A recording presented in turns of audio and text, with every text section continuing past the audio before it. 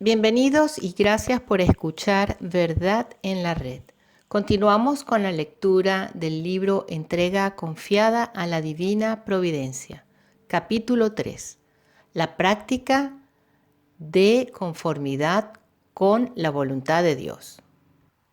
En los sucesos naturales de nuestra vida diaria, en las calamidades públicas, en los cuidados y dificultades de la vida familiar, en los reveses de fortuna, en la pobreza y sus penurias, en la adversidad y la desgracia, en los defectos de la naturaleza, en la enfermedad y la debilidad, en la muerte y sus formas de muerte, en la pérdida del consuelo espiritual, en las consecuencias de nuestros pecados, en las pruebas interiores, en los favores espirituales. A la pregunta ¿en qué cosa debemos practicar la conformidad con la voluntad de Dios? Solo puede haber una respuesta: en todo. Lo primero que Dios nos pide es que guardemos fielmente sus mandamientos y los de la Iglesia. Obedezcamos humildemente a quienes tienen autoridad sobre nosotros y cumplamos con esmero los deberes de nuestro Estado. Después debemos desear lo que Dios hace y aceptar con sumisión filial todo lo que decida su providencia. Veamos ahora algunas circunstancias que pueden presentarse. En los incidentes naturales de nuestra vida diaria, en un espíritu de conformidad con su santa voluntad, debemos acostumbrarnos, por amor de Dios, a soportar todas las pequeñas vejaciones cotidianas, como una palabra dicha que hiere nuestra autoestima, una mosca que nos molesta, el ladrido de un perro, un choque al caminar, una pequeña herida accidental, una luz que se apaga de repente, un derrame en la ropa, una pluma que no escribe, etc. En cierto modo, es aún más importante practicar la conformidad con la voluntad de Dios en estas cosas pequeñas que en las grandes, ya que sea porque son más frecuentes como porque el hábito de soportarlas con espíritu cristiano nos prepara de antemano y de manera natural a mostrar resignación cuando tenemos que afrontar dificultades graves. Debemos desear con la voluntad divina el calor y el frío, la tempestad y la calma, y todos los caprichos e inclemencias de los elementos. En definitiva, debemos aceptar cualquier tipo de clima que Dios nos envíe, en lugar de soportarlo con impaciencia o ira, como solemos hacer cuando es contrario a lo que deseamos. Después evitar decir, por ejemplo, qué calor tan terrible, qué frío tan terrible, qué tiempo tan horrendo, qué mala suerte, y otras expresiones del mismo tipo que solo sirven para mostrar nuestra falta de fe y de sumisión a la voluntad de Dios. No solo debemos desear que el tiempo sea como es porque Dios así lo ha dispuesto, sino que por más inconvenientes que nos cause, debemos repetir con los tres jóvenes en el horno de fuego: frío, calor, nieve y hielo, relámpagos y nubes, vientos y tempestades. Bendecid al Señor, alabadle y ensalzadle sobre todo para siempre. Los elementos mismos están bendiciendo y glorificando a Dios al cumplir su santa voluntad, y nosotros también debemos bendecirlo y glorificarlo de la misma manera. Además, aunque el clima sea inconveniente para nosotros, puede ser conveniente para alguien más. Si nos impide hacer lo que queremos hacer, puede estar ayudando a otro, y aunque no fuera así, debía bastarnos con que éste esté dando gloria a Dios y que sea Dios quien quiera que sea como sea. San Francisco de Borja, tercer general de la Compañía de Jesús, nos proporciona un buen ejemplo en este sentido. En cierta ocasión, mientras viajaba a una casa de la compañía, estaba nevando intensamente y hacía un frío glacial. y su llegada se retrasó hasta altas horas de la noche, y cuando todos estaban acostados y durmiendo, tuvo que esperar un rato antes de que sus golpes despertaran a alguien para que lo dejara entrar. Y luego, ante las disculpas por haberlo hecho esperar tanto tiempo con tan mal tiempo, respondió alegremente que era un gran consuelo para él pensar que era Dios quien había dejado caer tanta nieve sobre él. Esta práctica de conformidad con su voluntad agrada tanto a Dios que a menudo tiene una influencia visible en las cosas materiales de la vida. En las vidas de los padres del desierto se cuenta la historia de un trabajador cuyos campos siempre daban mejores cosechas que los de sus vecinos. Cuando se le preguntó la razón, respondió que siempre tenía la clase de temporada o clima que elegía. Nunca deseo ningún otro tipo de clima que el Dios bueno desea. Explicó, y como deseo todo lo que le agrada a Dios, Él también me da el tipo de cosecha que me agrada. En las calamidades públicas, debemos conformarnos a la voluntad de Dios en todas las calamidades públicas como la guerra, el hambre, la peste, y reverenciar y adorar sus juicios con profunda humildad, en la firme creencia de que, por severos que parezcan, el Dios de infinita bondad no enviaría tales desastres a menos que de ellos resultara algún gran bien. Pensemos en cuántas almas pueden salvarse por medio de la tribulación que de otra manera se perderían. Cuántas personas por medio de la aflicción se convierten a Dios y mueren con sincero arrepentimiento por sus pecados. Lo que puede parecer un azote y un castigo es a menudo un signo de gran gracia y misericordia. En lo que a nosotros respecta, meditemos bien en esta verdad de nuestra fe, que hasta los cabellos de nuestra cabeza están contados, y ni uno de ellos caerá a menos que sea por la voluntad de Dios. En otras palabras, no podemos sufrir el más mínimo daño a menos que Él lo quiera y lo ordene. Confiando en esta verdad, podemos entender fácilmente que no tenemos nada más o menos que temer en tiempos de calamidad pública que en cualquier otro momento. Dios puede tan fácilmente protegernos en medio de la ruina general y la desesperación como puede librarnos del mal mientras todo a nuestro alrededor es paz y satisfacción. Lo único de lo que debemos preocuparnos es de ganar su favor, y este es el efecto inevitable de conformar nuestra voluntad a la suya. Apresurémonos, pues, a aceptar de su mano todo lo que Él nos envíe.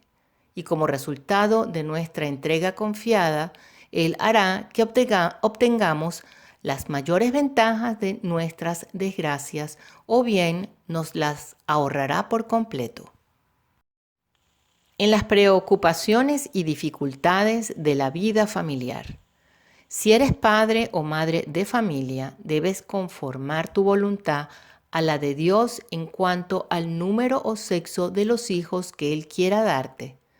Cuando los hombres estaban animados por el espíritu de fe, consideraban una familia numerosa como un don de Dios y una bendición del cielo, y consideraban a Dios más que a ellos mismos como el Padre de sus hijos. Pero ahora que la fe se ha debilitado y las personas viven aisladas de Dios, o si piensan en Él, es sobre todo para temerle y casi nunca para confiar en su providencia, se ven reducidas a soportar la carga de sus familias a solas. Y como los recursos de un hombre, por más que parezcan amplios y seguros, son siempre limitados e inciertos, incluso los más favorecidos por la fortuna ven con consternación el aumento de hijos en su familia.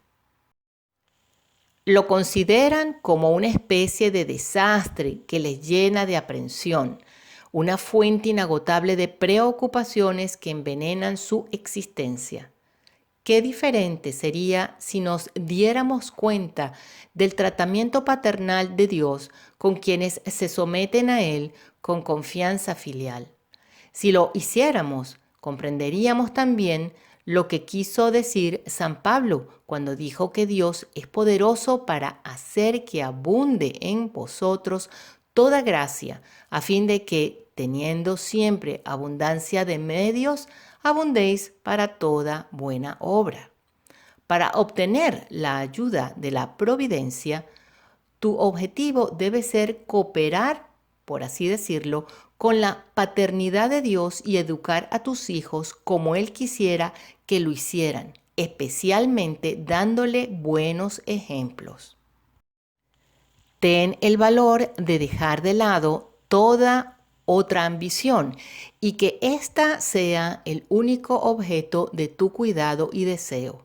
Entonces, cualquiera que sea el número de tus hijos, puedes estar seguro de que su Padre Celestial proveerá para ellos. Él velará por ellos y dispondrá todo para su felicidad y bienestar. Y cuanto más sin reservas encomiendes su futuro en sus manos, mayor será su cuidado amoroso por ellos.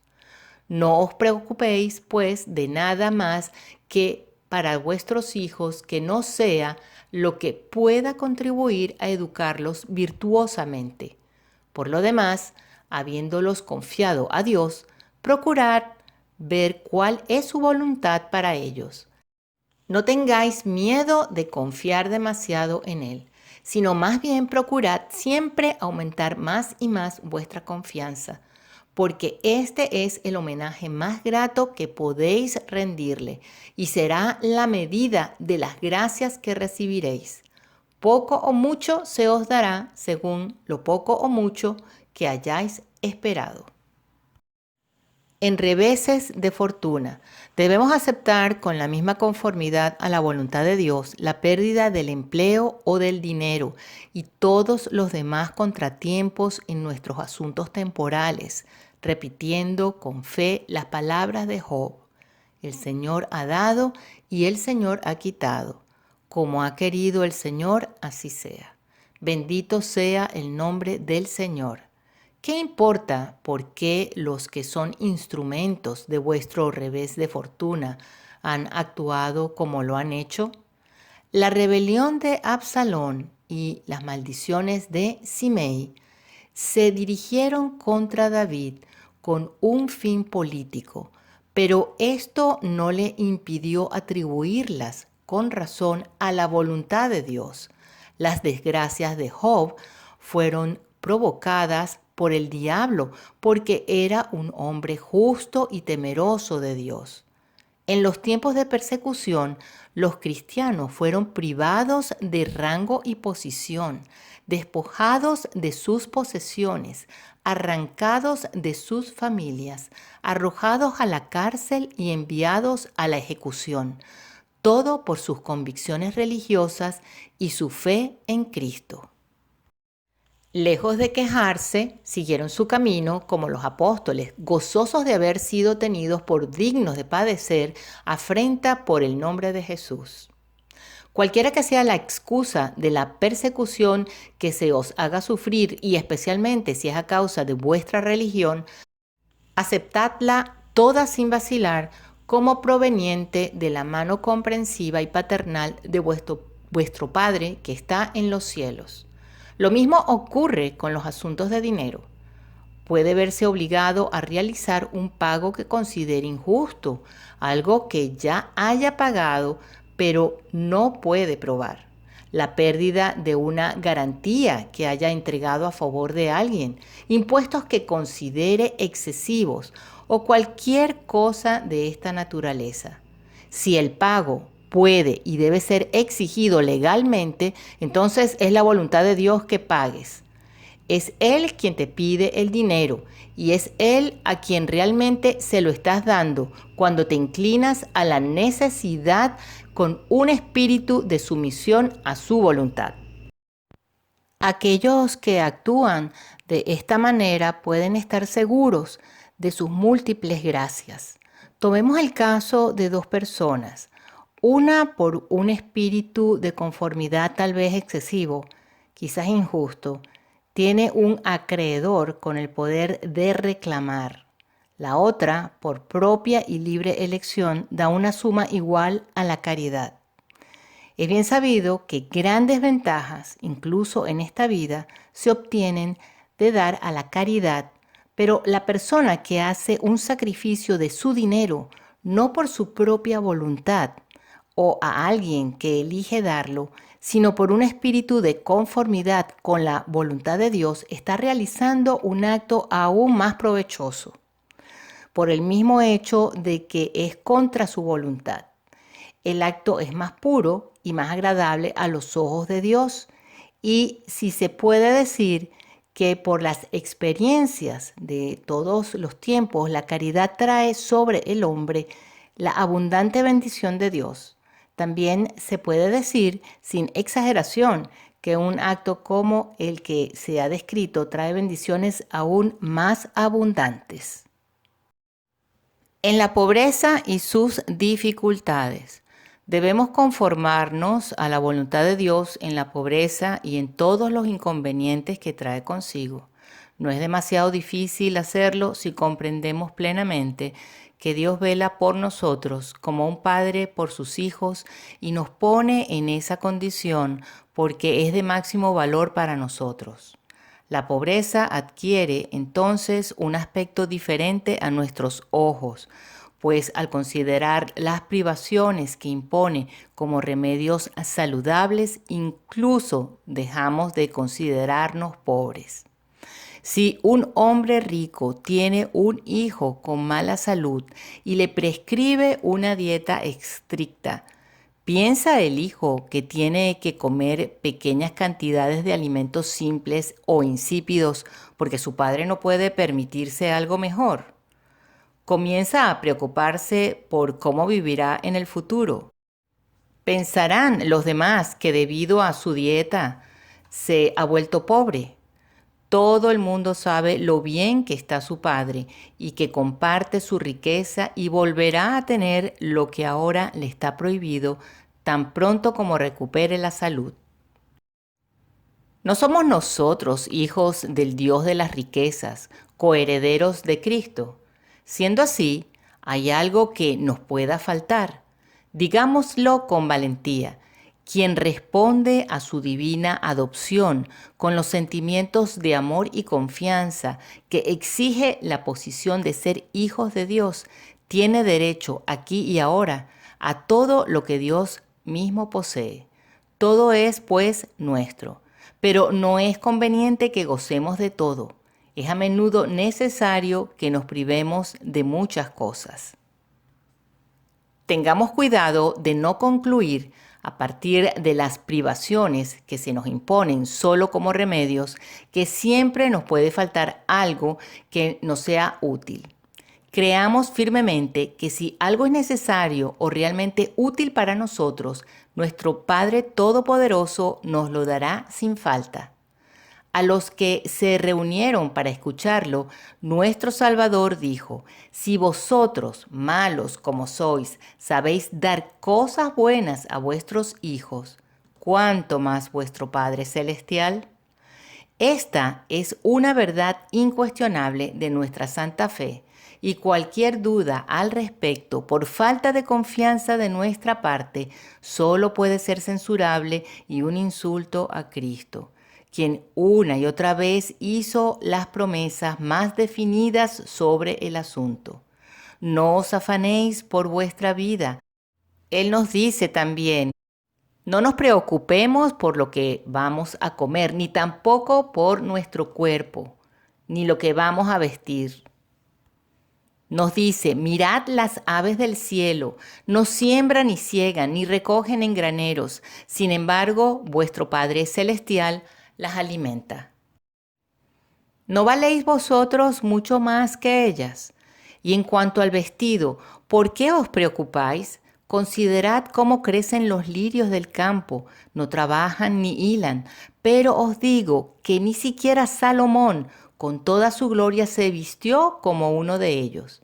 Y si a la hierba del campo, que hoy florece pero mañana se seca en el horno, Dios la viste así, ¿cuánto más vosotros, hombres de poca fe? Así que no os preocupéis diciendo, ¿qué comeremos? ¿O qué beberemos? ¿O qué vamos a vestir? Porque los gentiles buscan todas estas cosas, pero vuestro Padre sabe que tenéis necesidad de todas estas cosas. Él nos ha dado su palabra y solo nos pone una condición, que busquemos primero el reino de Dios y su justicia, que hagamos de esta búsqueda el único gran objetivo de nuestra vida, relacionando todo lo demás con ella para que tenga éxito y cumplamos todos nuestros deberes con este fin. A cambio, Él nos liberará de toda ansiedad, tomará sobre sí todas nuestras necesidades y las de aquellos que nos pertenecen o a quienes debemos proveer, y su cuidado será tanto mayor en proporción al grado de confianza y entrega a su voluntad que nos esforcemos por alcanzar. Por amor a Él renunciamos al deseo de poseer los bienes perecederos de este mundo. En virtud de otra de las promesas de Cristo, estos bienes multiplicados por 100, así como la vida eterna, nos son asegurados en esta vida, y como resultado seremos ricos mientras se nos juzga pobres, libres de la sed de riquezas, de su posesión y de la carga que la acompaña. Gozaremos de una paz y una satisfacción desconocidas para aquellos que, aparentando poseer riquezas, en realidad son poseídos por ellas y no pueden escapar a las preocupaciones que traen consigo. De esta manera experimentaremos la verdad de las palabras de San Pablo, de que la piedad tiene la promesa de la vida presente así como de la futura. En la adversidad y la desgracia, debemos conformarnos a la voluntad de Dios tanto en la adversidad como en la prosperidad, en la humillación como en el honor, en la desgracia como en el éxito. Debemos aceptar de buen grado que todas las cosas sean el orden de la providencia, de modo que mediante nuestra sumisión demos a Dios el honor que le es debido y al mismo tiempo alcancemos sin falta nuestro mayor bien.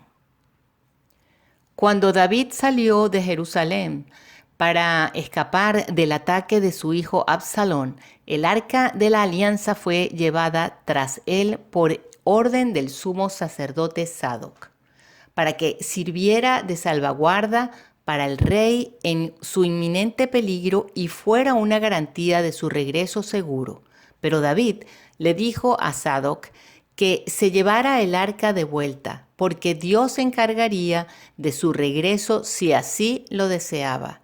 Y luego agregó, pero si el Señor me dice, no me agradas, he retirado mi favor de ti, no quiero que reines más sobre mi pueblo, te quitaré el poder y se lo daré a tu enemigo, estoy listo, que haga lo que sea bueno ante él. Lo mismo debemos decir en cualquier circunstancia en que nos encontremos y, sobre todo, tener cuidado de no negarnos con el pretexto engañoso de que no somos capaces de una resignación tan heroica. Dios mismo la realizará en nosotros, siempre que no opongamos resistencia a su gracia. Este es el punto central de la historia que nos cuenta Casiano sobre el anciano que fue atacado por una turba de paganos en Alejandría. Él permaneció tranquilo y sereno a pesar de los insultos y golpes. Alguien le preguntó en tono de burla qué milagros había obrado Cristo. Solo ha obrado uno, respondió el anciano, porque a pesar de todo lo que me has hecho, no he estado enojado contigo ni lo más mínimo. en defectos de la naturaleza. Nuestra conformidad con la voluntad de Dios debe extenderse a nuestros defectos naturales, incluidos los mentales.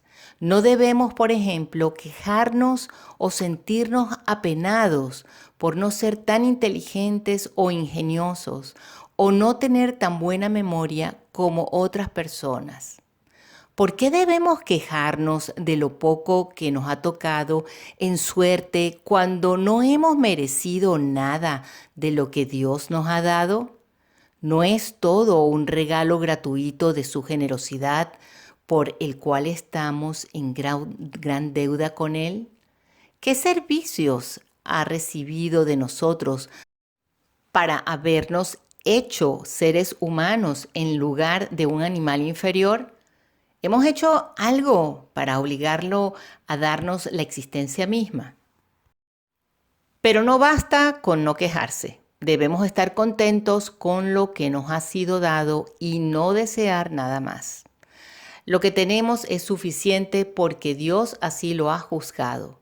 Así como un trabajador utiliza la forma y el tamaño de la herramienta más adecuada para el trabajo que tiene entre manos, así Dios nos da aquellas cualidades que están de acuerdo con los diseños que Él tiene para nosotros. Lo importante es usar bien lo que Él nos ha dado. Se puede agregar que es muy afortunado para algunas personas tener solo cualidades mediocres o talentos limitados. La medida de ellos que Dios ha dado los salvará, mientras que podrían arruinarse si tuvieran más. La superioridad del talento muy a menudo solo sirve para engendrar orgullo y vanidad y así convertirse en un medio de perdición. Enfermedad y dolencias. Debemos conformarnos a la voluntad de Dios en la enfermedad y la debilidad y desear lo que Él nos envía, tanto en el momento en que llega como durante el tiempo que dura y con todas las circunstancias que lo acompañan, sin desear que ninguna de ellas cambie, y al mismo tiempo hacer todo lo que sea razonable a nuestro alcance para sanar de nuevo, porque Dios así lo quiere. Por mi parte, dice San Alfonso, llamo a la enfermedad la piedra de toque del espíritu, porque es entonces cuando se descubre la verdadera virtud del hombre. Si sentimos que nos volvemos impacientes o rebeldes, debemos esforzarnos por reprimir tales sentimientos y avergonzarnos profundamente de cualquier intento de oposición a los justos decretos de un Dios omnisciente. San Buenaventura cuenta que San Francisco de Asís estaba afligido por una enfermedad que le causaba grandes dolores. Uno de sus seguidores le dijo: pídele a nuestro Señor que te trate con un poco más de suavidad, pues me parece que te impone su mano con demasiada fuerza. Al oír esto, el santo lanzó un grito y se dirigió al hombre con estas palabras: si no pensara que lo que acabas de decir proviene de la sencillez de tu corazón, sin ninguna mala intención, no tendría más que ver contigo, porque has sido tan temerario como para criticar lo que Dios hace conmigo. Entonces, aunque muy débil por la duración y violencia de su enfermedad, se arrojó del lecho áspero en el que estaba recostado, a riesgo de romperse los huesos, y besando el suelo de su celda dijo: te doy gracias, Señor, por todos los sufrimientos que me envías. Te ruego que me envíes 100 veces más si lo crees justo. Me alegraré si te place afligirme sin perdonarme nada, porque el cumplimiento de tu santa voluntad es mi mayor consuelo.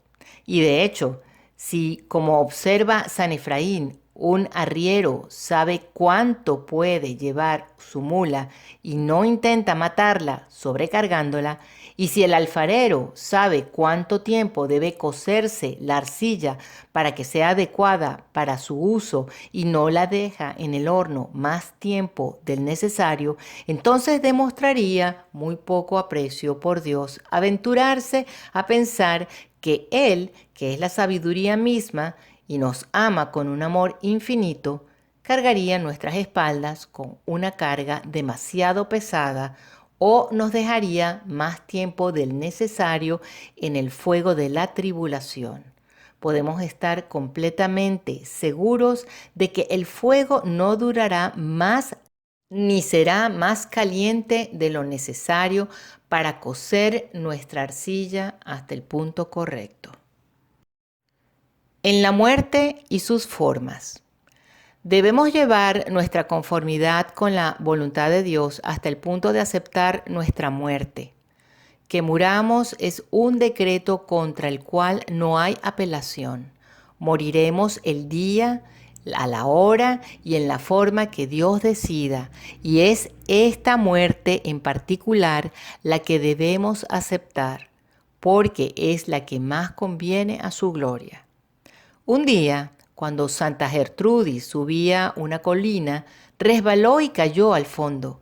No sufrió daño y comenzó a subir de nuevo diciendo: «Qué gran felicidad hubiera sido para mí, Señor, si esta caída hubiera sido el medio de llevarme más pronto a ti».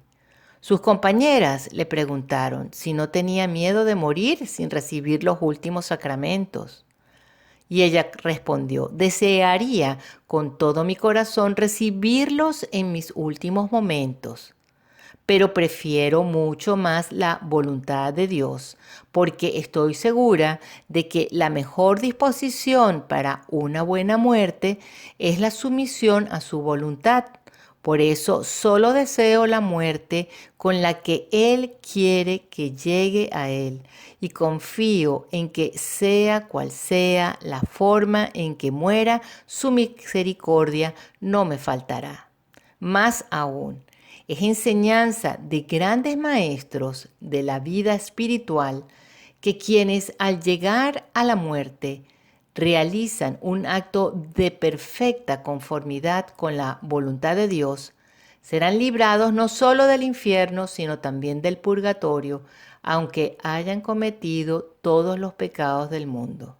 La razón, dice San Alfonso, es que quien acepta la muerte con perfecta resignación adquiere méritos semejantes a los del mártir que ha dado voluntariamente su vida por Cristo, e incluso en medio de los mayores sufrimientos morirá feliz y gozoso. En la pérdida del consuelo espiritual. Debemos practicar la conformidad con la voluntad de Dios cuando nos vemos privados de aquellas ayudas externas para nuestro bienestar espiritual que Él se complace en retirarnos. Por ejemplo, un amigo o consejero en quien confiábamos para ayuda y aliento nos es arrebatado y parecemos no poder vivir sin Él. De hecho, hay algo de verdad en lo que sentimos, en el sentido de que realmente necesitamos la ayuda de alguien. Y el amigo o consejero nos fue dado por esa misma razón.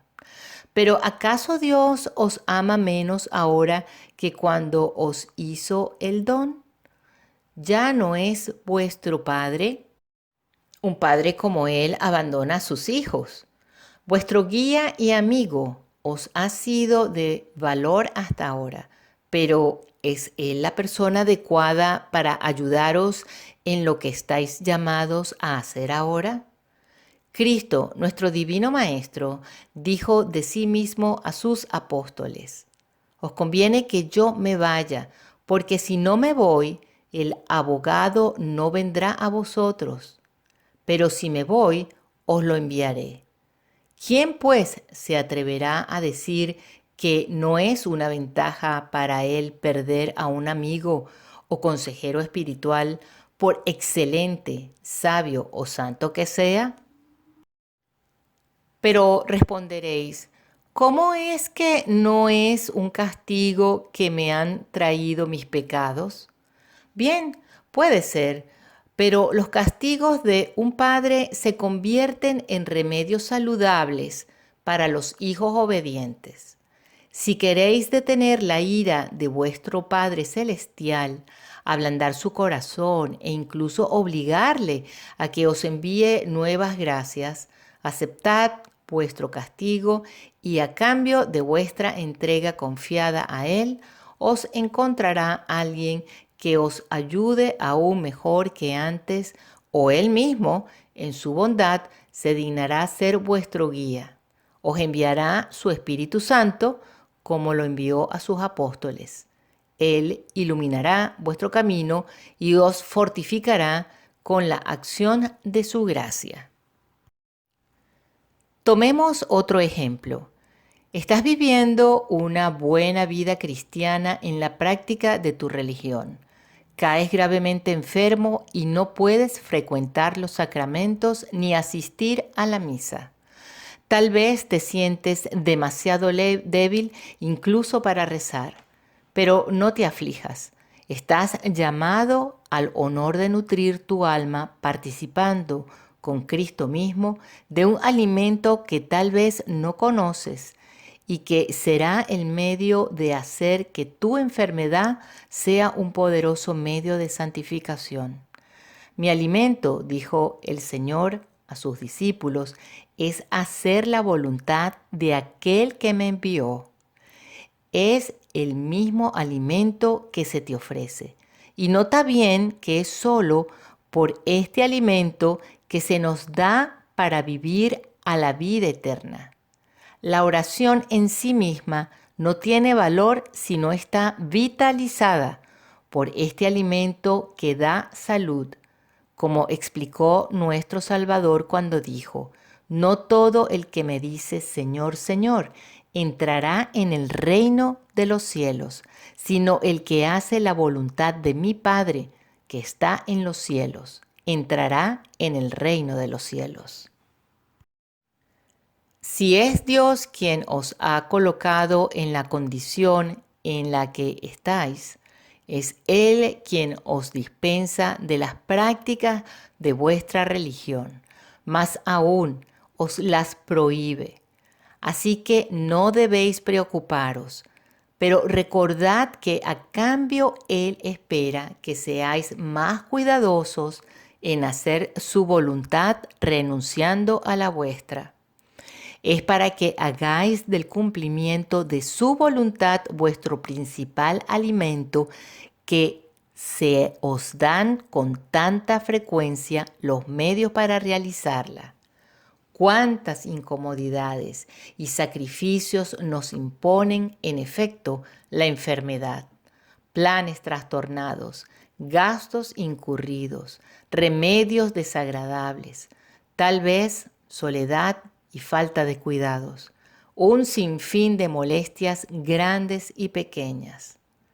Hay tantas ocasiones de decir: Dios así lo quiere, hágase su voluntad. No dejéis pasar ninguna de estas ocasiones y seréis de las almas más queridas de Cristo, porque quien Él dijo, hace la voluntad de mi Padre que está en los cielos, ese es mi hermano, mi hermana y mi madre. Tomemos otro ejemplo. Se acerca una gran fiesta o solemnidad y te preparas con anticipación para el alegre acontecimiento, pero cuando llega el día ya no te sientes igual que antes. Tu fervor ha dado paso al desinterés y a la sequedad espiritual y eres incapaz de tener un solo pensamiento bueno. No trates de salir de ese estado a la fuerza. Ha sido producido en ti por Dios y sabemos que todo lo que viene de Él es bueno, por lo que debe ser para tu beneficio si te sometes a Él. Aceptad la situación de su mano, esforzándoos en recogeros en su presencia y sometiéndoos a Él como un paciente que espera la acción curativa del médico, y podéis estar seguros de que ningún consuelo espiritual os será tan provechoso como la sequedad que nace alegremente en un espíritu de conformidad con la voluntad, con su voluntad. No es lo que sentimos lo que nos prepara para la gracia de Dios, sino el acto de nuestra voluntad. Y este acto no es un acto de sentimiento. Puede muy bien ir acompañado de sentimientos agradables, pero esto no añade nada al mérito del mismo. A los ojos de Dios, la ausencia de un sentimiento o incluso la presencia de otros contrarios que no deseamos tener, de ninguna manera disminuye el valor del acto mismo. Reconozcamos este hecho. La oración no tiene necesidad de sentimiento para ser valiosa. Consiste únicamente en el movimiento de la voluntad hacia Dios. Y por su naturaleza, este movimiento no tiene nada que ver con el sentimiento. La gracia de Dios opera en nosotros de la misma manera. Puede compararse con los efectos que producen en nosotros los alimentos que ingerimos. No sentimos el alimento dentro de nuestro cuerpo mientras éste realiza su obra oculta de restaurar y fortificar. Y de la misma manera, Cristo, nuestro alimento celestial, que nos es dado para nuestra nutrición espiritual, trabaja ocultamente en nuestras almas. Pero el problema es que queremos sentirlo todo. Y cuando no experimentamos ningún sentimiento de satisfacción, o nos desanimamos, o tratamos mediante oraciones largas y forzadas de producir algo dentro de nosotros que nos tranquilice, tales esfuerzos impiden, en lugar de ayudar, la operación de la gracia al ocupar y agitar demasiado nuestras mentes. Se cuenta que Santa Catalina de Siena un día preguntó a nuestro Señor por qué Dios se había revelado tan a menudo a los patriarcas, profetas y cristianos de los primeros tiempos, pero rara vez lo hizo en su propio tiempo. Nuestro Señor respondió que era porque carecían de autoestima y acudían a Él como discípulos fieles para esperar su inspiración, dejándose moldear como el oro en el crisol o pintar con sus manos como el lienzo de un artista, y dejando que Él escribiera la ley del amor en sus corazones. Pero los cristianos de su tiempo actuaban como si Él no pudiese verlos ni oírlos, y querían hacer y decir todo por sí mismos, manteniéndose tan ocupados e inquietos que no le permitían trabajar en ellos. Notemos que nuestro Señor, nuestro Salvador, ya había tratado de advertirnos contra tal exceso en el Evangelio, cuando dijo: cuando oréis, no multipliquéis las palabras como hacen los gentiles, porque ellos piensan que por hablar mucho serán escuchados. Así que no seáis como ellos, porque vuestro Padre sabe lo que necesitáis antes de que se lo pidáis. En las consecuencias de nuestros pecados, con sumisión y conformidad a la voluntad de Dios, debemos soportar las malas consecuencias de las cuales muchas veces es la caída en el pecado la causa. Puede ser alguna indisposición o algún efecto más serio en nuestra salud provocado por los excesos. Algún sacrificio que tengamos que hacer por el dinero gastado tontamente en fines egoístas. Algún mal giro en nuestros asuntos debido a una conducta impaciente o imprudente de nuestra parte. Dificultad para resistir la tentación y llevar una vida buena debido a un largo hábito de pecado que hemos contraído. La situación nos llena de preocupación y ansiedad y nos sentimos incapaces de hacerle frente. Dios ciertamente no quiso que pecaseis, pero una vez cometido el pecado, quiere para vuestro bien que venga seguido de este castigo. Aceptadlo, pues, de su mano, creyendo que no hay nada más adecuado para recuperar su favor que vuestra humilde aceptación. Entonces, lejos de ser perjudiciales para vosotros, vuestros fracasos en la medida en que os dan la oportunidad de someteros a su voluntad, serán como un monumento a vuestra perseverancia en el servicio de Dios. Y cuanto más numerosos hayan sido, más glorioso será el testimonio de vuestra perseverancia. Tomemos un ejemplo práctico. Un hombre tiene que hacer un viaje a pie. Debe atravesar un terreno accidentado. Está sin alimentos y casi exhausto, por lo que cae repentinamente, pero se pone de pie cada vez, decidido a no rendirse, y pase lo que pase, llega a su destino. Cuando finalmente llega, ¿no es cierto decir que su perseverancia ha sido tanto mayor y más heroica en proporción al número de obstáculos que ha tenido que superar y de caídas de las que se ha recuperado? En pruebas interiores, debemos conformarnos a la voluntad de Dios en las pruebas interiores, es decir, en todas las dificultades que se presentan en nuestra vida espiritual, como las tentaciones, los escrúpulos, las angustias, la aridez, la desolación, etc. Cualquiera que sea la causa inmediata que atribuyamos a estos estados de ánimo, siempre debemos mirar más allá a Dios como su autor. Si pensamos que vienen de nosotros mismos, entonces es cierto que tienen su origen en la ignorancia de nuestra mente, la hipersensibilidad de nuestros sentimientos, el estado desordenado de nuestra imaginación o la perversidad de nuestras inclinaciones.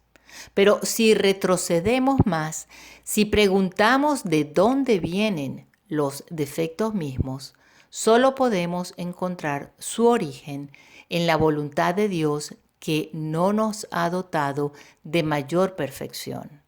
Y al hacernos sujetos a estas debilidades, nos ha impuesto el deber de soportar todas las consecuencias de ellas para nuestra santificación hasta que Él quiera ponerles fin. Tan pronto como Él juzgue que es el momento oportuno para tocar nuestra mente o nuestro corazón, seremos iluminados, fortalecidos y consolados. Incluso si suponemos que nuestro estado perturbado es obra del diablo, todavía debe atribuirse a Dios. ¿No muestra la historia de Job que Satanás no tiene poder sobre nosotros a menos que Dios se lo dé? Cuando Saúl fue asediado por tentaciones de celos y odio hacia David, las Escrituras nos dicen que el espíritu malo de parte de Dios vino sobre Saúl. Pero si el espíritu era de Dios, ¿cómo podría ser malo? Y si era malo, ¿cómo podría ser de Dios? Es malo debido a la voluntad malvada y depravada del diablo de afligir a los hombres para llevarlos a la perdición. Y es de Dios porque Dios le permite afligirlos en su plan de salvación, en la salvación para estos.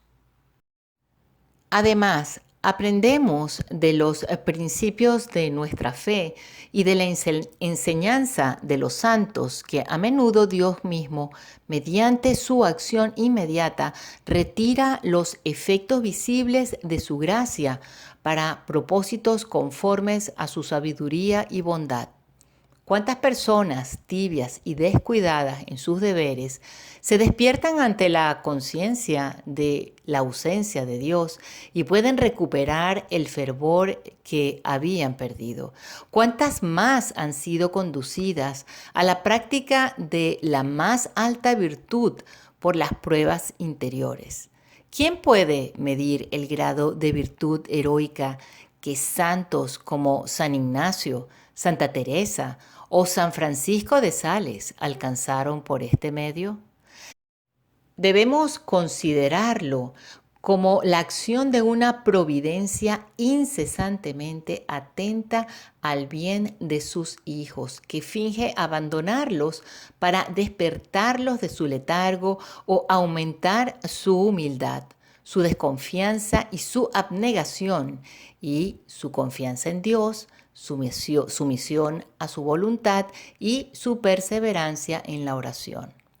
Por eso, en lugar de dejarnos desanimar y desanimar ante las pruebas que parecen abrumarnos, actuemos de la misma manera que lo hacemos cuando nuestro cuerpo está enfermo.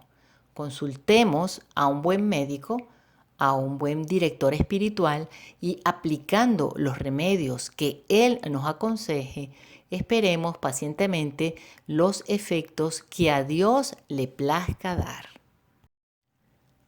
Todo es para nuestro bien y estas pruebas deben ser consideradas como gracias especiales de Dios, ya sean enviadas como castigo por nuestros pecados o no. Vienen de Él y debemos darle gracias por ellas, poniéndonos enteramente en sus manos. Si las soportamos con paciencia, recibiremos mayor gracia que si estuviéramos llenos de un sentido de fervorosa devoción. En los favores espirituales. Finalmente, y esto es quizás lo más difícil de lo que se refiere a la práctica de la conformidad con la voluntad de Dios, es que debemos desear la virtud misma y los grados de gracia solo en la medida en que Dios quiere darlos y no desear más. Toda nuestra ambición debe ser alcanzar el grado de perfección que se nos ha sido asignado, ya que no a todos se les ha concedido alcanzar la misma altura. Es evidente que por mucho que correspondamos a las gracias que nos han sido concedidas, nunca podremos igualar en humildad, caridad y otras virtudes a la Santísima Virgen. ¿Y quién puede siquiera pretender imaginar que puede llegar a las mismas alturas que los apóstoles? ¿Quién puede igualar a San Juan Bautista, a quien Cristo llamó el mayor de los hijos de los hombres? ¿O a San José, a quien Dios confió a su Hijo? En esto, como en todo, debemos someternos a la voluntad de Dios. Él debe poder decir de nosotros: mi voluntad está en ellos. Todo lo gobierna y lo rige. Así, cuando oímos o leemos que Dios en poco tiempo ha llevado a algunas almas a un altísimo grado de perfección y les ha mostrado favores señalados, iluminado su entendimiento e impregnado sus corazones con su amor, debemos reprimir todo deseo de ser tratados igualmente para no quedarnos cortos en el puro amor de conformidad a su voluntad. Debemos unirnos aún más estrechamente a su voluntad, diciendo: te alabo, Señor, y te bendigo por dignarte mostrarte con tanto amor y familiaridad a las almas que has escogido. El honor que les muestras está por encima de toda medida, pero el cumplimiento de tu santa voluntad me importa más que todas las muestras de favor que has mostrado a tus santos. El único favor que pido es que en ninguna cosa haga jamás mi propia voluntad y que mi voluntad sea enteramente una con la tuya. Que los demás pidan lo que quieran, pero mi única petición es que yo pueda desear lo que tú deseas y que tus propósitos se cumplan perfectamente en mí. Haz conmigo, en mí y por mí todo lo que quieras sin resistencia de mi parte, en el tiempo y en la eternidad. Resumen y conclusión. Esta sumisión y conformidad en todo a su voluntad es tan agradable a Dios que le valió a David el honor de ser llamado un hombre conforme a su corazón. He encontrado, dice el Señor, a David, el hijo de Jesse, un hombre conforme a mi corazón que hará todo lo que yo deseo. David, de hecho, era tan obediente a los mandatos de la providencia que su corazón era como cera, siempre dispuesto a recibir indiferentemente cualquier impresión de la mano de Dios. Mi corazón está firme, oh Dios, mi corazón está firme, exclama. San Bernardo pregunta, ¿por qué en este versículo del Salmo David repite 2 veces las palabras mi corazón está firme? Y responde que con esta repetición quería decir que estaba dispuesto a aceptar tanto la mala fortuna como la buena, la desgracia como el honor. Y estaba preparado para todo lo que Dios quisiera. Entremos también nosotros, resueltamente, en el estado de firmeza que alegra el corazón de nuestro Padre Celestial y será el medio de nuestra santificación, la fuente de paz y alegría en este mundo y la prenda de nuestra felicidad eterna en el otro. Conviene para este fin familiarizarnos con aquellas frases de la Escritura en las que se expresa de manera más clara la conformidad con la voluntad de Dios. Podemos decir, por ejemplo, con San Pablo, Señor, ¿qué quieres que yo haga? Estoy dispuesto a hacer lo que quieras. O con David, fui como una bestia bruta en tu presencia, sin cuestionar y obedeciendo sin resistencia. Yo soy tuyo, haz conmigo según tu buena voluntad. No busco mi voluntad, dijo nuestro Salvador. He bajado del cielo no para hacer mi voluntad, sino la voluntad de aquel que me envió. Mi alimento es hacer la voluntad de mi Padre, que está en los cielos. Siguiendo nuestro modelo divino, hagamos de nuestro alimento el cumplimiento de la voluntad de Dios. Padre, así sea, porque así es tu beneplácito. Hágase tu voluntad en la tierra como en el cielo. Nuestro Salvador recomendó a Santa Catalina de Génova que se detuviera particularmente en estas palabras cuando rezaba el Padre Nuestro. Nosotros debemos hacer lo mismo y pedir a menudo a Dios que su santa voluntad se cumpla aquí abajo en nosotros y en todas las criaturas, con la misma perfección y por las mismas razones que los santos la cumplen en el cielo. Cuando encontremos alguna dificultad para obedecer a Dios o nos sintamos inclinados a rebelarnos, digamos con David, ¿por qué te abates, alma mía?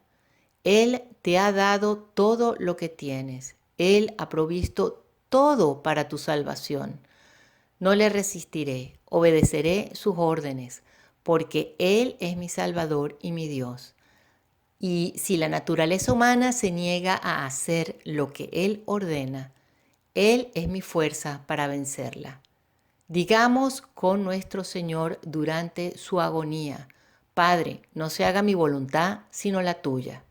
Estas palabras de nuestro Divino Maestro, dice el gran San León, son la salvación de todo su cuerpo místico, la Iglesia. Estas palabras han instruido a todos los fieles, inspirado a todos los confesores, coronado a todos los mártires. Todos los hijos de la Iglesia, redimidos a tan alto precio, justificados sin ningún merecimiento por su parte, Aprendan estas palabras y utilizándolas como una defensa segura cuando sean asaltados por alguna fuerte tentación, resistirán los ataques de la naturaleza y sufrirán con valor las tribulaciones. En este espíritu de conformidad con su voluntad, debemos aceptar no solo todos los incidentes de nuestra vida diaria, sino también todas las luchas y dificultades interiores que tal resignación nos pueda costar. Porque Dios quiere que las experimentemos para su gloria y para nuestro propio provecho. Notemos aquí, a propósito de las dificultades que podemos encontrar en someternos a la voluntad de Dios, que aun cuando nuestra voluntad esté firmemente decidida a someterse y de hecho se haya sometido, nuestra mente, siguiendo su inclinación natural, puede todavía continuar razonando y argumentando sobre los acontecimientos que están ocurriendo o pueden ocurrir. Podemos decirnos, por ejemplo, si yo estuviera bien ahora, o si me enfermara, si me dieran tal trabajo, si me mandaran a tal lugar, si tal cosa ocurriera, sería bueno o malo. Para mí ayudaría o impediría mis planes. Podría hacer esto o aquello como quisiera, etc. La naturaleza trata así de obtener al menos la satisfacción de pensar y discutir los incidentes de nuestra vida. Pero debemos esforzarnos por exterminar estos restos de nuestra naturaleza corrupta y así como por amor de Dios, prohibamos a nuestra voluntad usar su libertad de elección.